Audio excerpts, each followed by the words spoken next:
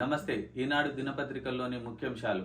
గీగ్ కార్మికుల కోసం ప్రత్యేక బిల్లు, 5 లక్షల ప్రమాద బీమా, 10 లక్షల వరకు ఉచిత వైద్యం, ముఖ్యమంత్రి రేవంత్ రెడ్డి హామీ. లోక్సభ బరిపై కాంగ్రెస్ గురి, బలమైన అభ్యర్థుల కోసం అన్వేషణ, 10 నియోజకవర్గాలపై స్పష్టత ఉందంటున్న పార్టీ వర్గాలు. ఇతర స్థానాల్లో టికెట్లకు పోటీ.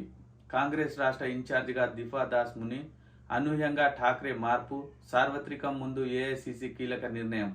ప్రజాపాలనపై దిశానిర్దేశం, నేడు కలెక్టర్లు, ఎస్పీలతో సీఎం సమీక్ష. ఫలితాలు ఎప్పుడో పూర్తయిన పలు నియామక పరీక్షలు, న్యాయ వివాదాలతో నిలిచిన తదుపరి ప్రక్రియ వెంటనే పరిష్కరించాలని నిరుద్యోగుల విజ్ఞప్తి. 1:2 నిష్పత్తిలో జాబితాలు ఇవ్వాలని డిమాండ్. JN1 వేరియంట్తో ఆందోళన అక్కర్లేదు. ఈనాడుతో డాక్టర్ నాగేశ్వర్ రెడ్డి. రేషన్ కార్డే ప్రాతిపదిక, 500 రూపాయలకు గ్యాస్ బండ, బయోమెట్రిక్ తీసుకొని సరఫరా. ప్రభుత్వానికి పౌర సరఫరాల శాఖ ప్రతిపాదనలు. నీళ్లన్నీ ఖాళీ చేయాల్సిందే. మేడిగడ్డ కుంగుబాటుపై అధ్యయనానికి అది తప్పనిసరి. అన్నారం, సుందిళ్లలోనూ జలాల తరలింపునకు అనుమతివ్వండి. ప్రభుత్వాన్ని కోరుతున్న నీటిపారుదల శాఖ. సార్వత్రిక సమరంలో 50% ఓట్లే లక్ష్యం. విపక్షం నిర్ఘాంతపోయేలా మన విజయం ఉండాలి.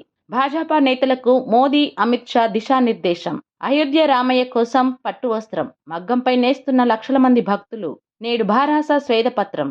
అంకుర ఆసుపత్రిలో అగ్ని ప్రమాదం, ఫ్లెక్సీలకు అంటుకుంటున్న మంటలు.